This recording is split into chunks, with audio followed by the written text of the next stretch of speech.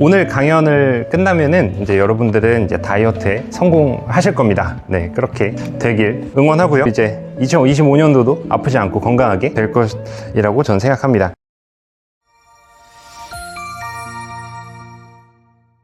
이번에 강연을 통해서 끝날 때까지 다 들으시면 얻어갈 거는 뭐냐면 이제 다이어트를 잘하는 법, 그리고 건강한 운동을 어떻게 만들지에 대해서 한번 오늘 이 시간에 한번 얘기를 한번 해보려고 해요. 첫 번째는 일부 체중을 조절하는 가장 확실한 방법, 운동, 영양, 휴식, 이 세 가지 한번 해보겠습니다. 이제 첫 번째 파트가 운동인데요.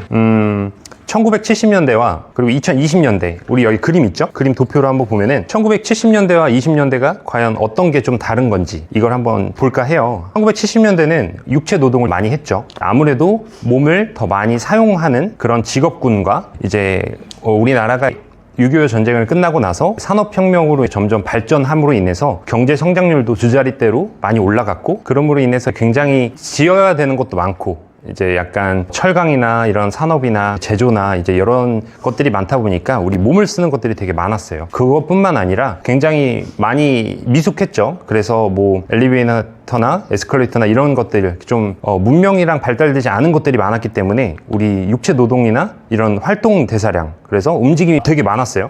그리고 또 한 가지는 이제 먹는 게 부족하거나 굉장히 적었어요. 아무래도 지금보다는 이제 1970년대는 훨씬 먹는 것들이 좀 부족하고 적었고, 그렇기 때문에 아무래도 소식하는 경향이 좀 있었죠. 그리고 또 한 가지는 조사를 해보니까 평균적으로 하루에 2끼에서 3끼를 먹었다고 해요. 거의 대부분 이제 2끼라고 얘기를 했는데 그 몇몇 거기에서는 3끼까지도 얘기를 하더라고요. 왜냐면 이제 경제 성장이 올라감에 따라서 사실상 2끼가 거의 기정사실화 되는 건데, 제가 말하는 끼니는 어떤 거냐면 여기서 먹는 것이 입 안에 들어가는 게 다 끼니라고 판단을 했을 때는 3끼까지 되더라고요. 그게 뭐냐면 중간중간에 먹는 간식 같은 경우 이제 이런 것까지 쳤을 때는 끼니라고 하면은 3끼까지 포함을 되는데, 그래서 한 2끼에서 3끼를 먹었다고 합니다. 한국식품영양학지에서 19년도에서 1979년도 기간 동안에 우리 한국식품 및 영양소 섭취 추이에서 국민소득이 증가해서 곡류 그리고 콩류 및 감자의 소비는 감소한 반면 신선한 채소, 과일, 육류, 신선한 생선 및 조개류 소비는 증가했다고 밝혀졌어요. 그리고 칼로리 섭취량은 본격적으로 일정했지만 단백질과 지방 섭취량은 10년 동안 각각 6%, 52.3%로 증가했다고 합니다. 여기서 이제 좀 깊게 봐야 될 거는 RDA라는 권장 섭취량, 동물성 단백질 이 섭취가 권장 섭취량보다 작았다라고 해요. 그러니까 결과적으로는 동물성 섭취가 지금보다도 그때는 좀 더 작음으로 인해서 발생되는 원인들이 많이 줄었다. 그러면 이제 2020년도를 한번 볼까요? 2020년도에는 뭐 다 아시겠지만 육체 노동을 거의 안 합니다. 네, 산업군 일하는 것들이 거의 대부분 이제 많이 고도화해서 발전됨에 따라서 이제 많이 앉아 있고, 어찌 보면은 이제 움직임이 거의 없는 일상을 많이 살죠. 어디를 가더라도 자가용이나 뭐 대중교통이나 이런 걸 타면서 가서 거기에서 조금 움직이다가 다시 또 돌아오고 뭐 이런 것들이 많다 보니까 움직임이 거의 없어요. 그리고 일상적인 노동도 많이 있고요. 그리고 이제 움직임이 그만큼 또 많이 적죠. 이제 먹을 게 굉장히 넘쳐나고 먹고 싶은 게 굉장히 많아집니다. 회원님들이랑 그동안 이렇게 얘기를 나눠보면은 나 이거 먹고 싶어요라는 얘기를 굉장히 매년 많이 듣는 것 같아요. 그래서 이거 알아요?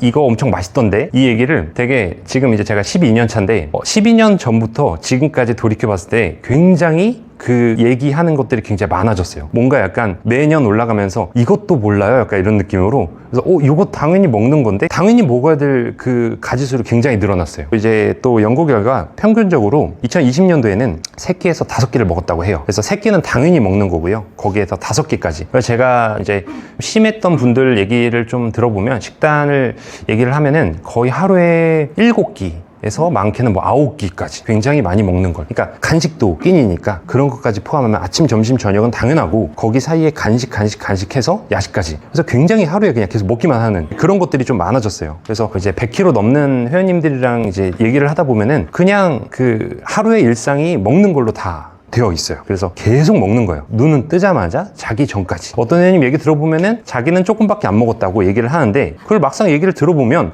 양이 굉장히 무시 못해요. 예를 들어 뭐 아이스크림 같은 경우도 뭐 자기는 정말 조금 먹었는데 내용을 얼마나 먹었는지 얘기를 나눠보면 뭐 그런 투게더 같은 거 이런 거 있잖아요. 그거를 2개를 한 번에 먹고, 그리고 약간 바 같은 것도 한 20개 정도 먹고. 그래서 그때부터 느꼈어요. 회원님들이 조금 먹었다는 걸 저는 이제 믿진 않아요. 언어에 대한 말은 믿지 않아요. 하도 그런 걸 많이 경험하고 이렇게 속다 보니까 그래가지고 이제 그런 것들 때문에 굉장히 먹어야 될 것들이 많아졌어요. 그래서 그런 것들은 조금 이제 우리가 알고 있어야 될 것 같고요. 그리고 이제 1970년, 2020년대 동물성 섭취량을 비교를 해봤을 때 어떻게 되냐면 2020년대와 1970년대가 약 50% 늘었다고 해요. 동물성 섭취량이 늘었기 때문에 이제 한국인의 식습관과 경제 성장이 좋아짐에 따라서 서구식 식단의 영향을 많이 받았죠. 그에 따른 질병과 여러 가지 아픔 뭐 이런 것들도 같이 부가적으로 오는 것 같아요. 이제 이렇게까지 한번 나눠볼 수 있고요. 이제 현대인들한테 필수적으로 해야 되는 거는 사실상 생활 운동이라고 생각합니다. 그래서 사실 PT나 다른 여러 가지의 운동들도 너무 좋은데 그것들은 기본이라고 생각하고 이제 거기에서 내가 생활 운동을 얼마나 어떻게 하는 것인지 이걸 조금 생각해 볼 필요가 있는 것 같아요. 저는 이제 제 개인적으로 얘기하면 여기가 4층이잖아요. 저는 엘리베이터를 안 탑니다. 이거는 전 솔직히 계속 말씀을 드렸어요. 그만큼 어떻게든 계속 활동대사량 어떻게 하면 내가 더 움직일 수 있을지에 대해서 생각을 하고 그에 따라서 행동을 옮기면 좋을 것 같아요. 움직임을 많이 가져갈 필요가 있고요.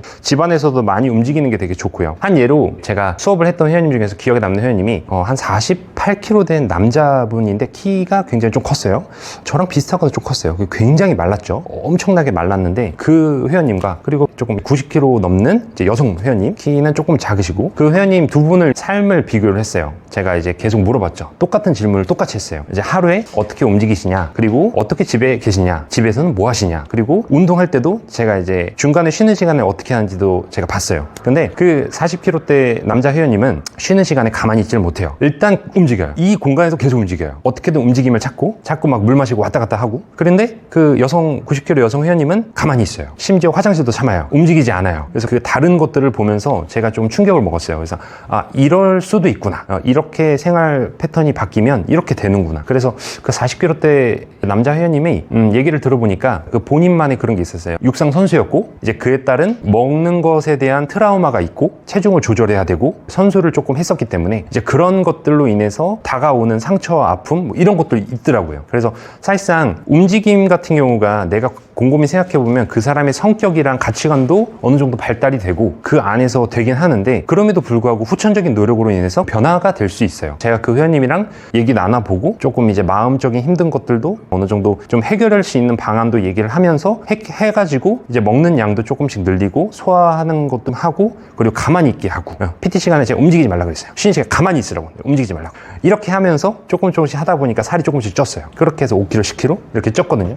그리고 반대로 이제 90kg대인 여자 회원님 같은 경우는 이제 움직임을 만들었어요. 계속 움직이게끔 어떻게든. 왜냐면 중간중간에 움직여. 솔직히 말해서 PT 시간에 1시간 일주일에 2번, 3번 받아가지고 얼마나 빠지겠어요, 솔직히. 움직임이 필요하죠, 움직임. 그래서 직장인이시니까 일을 하시기 전에 출근 시간대에 어떻게 움직임을 보고 그걸 좀 더 늘릴 수 있는 방향으로 제가 많이 얘기를 했어요. 예를 들어서 조금 더 일찍 출근해라. 그리고 한두 정거장에 뭐 버스 같은 경우는 한두 정거장은 내릴 수 있잖아요. 내려서 걸어가라. 그리고 퇴근 시간에 어떻게든 뭐 그런 수단과 방법을 가리지 않고 그냥 와라. 자전거나 뭐 그런 식으로. 그래서 이제 이 회원님은 아니고 다른 회원님은 출퇴근 시간을 이제 자동차로 한 20분 정도 되는 거리를 이제 자전거로 왔다 갔다 그렇게 했었거든요. 그렇게 해서 하루에 가는데 20분 오는데 20분이니까 대략 한 40분이잖아요. 그러니까 그만한 칼로리가 어느 정도 확보되면서 계속 이제 추가적으로 이것저것 하다 보니까 살이 좀 빠지더라고요. 그러니까 결과적으로는 움직임이 없이는 다이어트 그리고 또 건강한 다이어트를 하기는 굉장히 어려워요. 그래서 그런 것들은 좀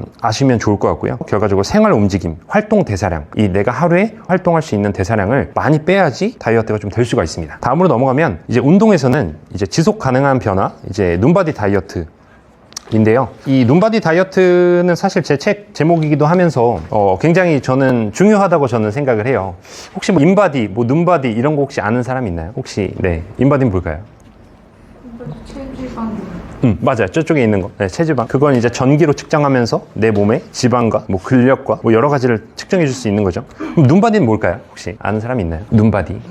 눈으로 맞아요. 그거 말 그대로 내가 샤워를 하고 나서 거울로 봐서 딱 내 몸으로 봤을 때 보는 게 이제 눈바디예요. 인바디에 대해서 굉장히 막 강박을 갖는 어떤 중년의 여성 회원님을 봤었어요. 그러니까 오자마자 인바디 제어되고, 아무튼 본인만의 철학이 확고한 그런 회원님과 이제 수업을 하면서 느낀 거는, 강박을 가지면 그에 따르게 스트레스가 와요. 그래서 사실상 내 몸무게의 킬로그램과 이런 것들을 정해놓고 난 이렇게 살아야 돼 라고 하면은 그에 따른 스트레스가 오기 때문에 더 안 빠지는 경향이 있어요. 그러니까 본인만의 루틴을 만드는 건 좋지만 그 루틴이 그게 맞는지 아닌지는 그 전문가와 상의를 좀 하는 건 좋을 것 같아요. 그래서 마냥 그거를 내가 이거대로만이라고 이렇게 얘기하는 거는 조금 바람직하지 않을 수 있어요. 왜냐면 저는 제 3자의 눈으로 객관적인 입장에서 바라보기 때문에 이게 아니다 마있다는 말씀을 드릴 수 있는데, 거기에서 그거를 그렇게 본인만의 신념을 가지고 그거를 확고하다라고 얘기를 하면 변화하는 데는 굉장히 어렵거든요. 그래서 사실상 이 누군가를 이렇게 교육하면서 가리키는 사람은 그 사람의 그런 신념과 그런 것들도 존중은 하지만, 그거를 변화를 시키기 위해서 조언을 해줘야 되는 그런 입장에서도 봤을 때 너무나도 조금 맞지 않는 신념이 너무 강해버리면 이게 변동이 어려워요. 그래서 사실상 그 회원님은 다이어트가 많이 되진 않았어요. 솔직히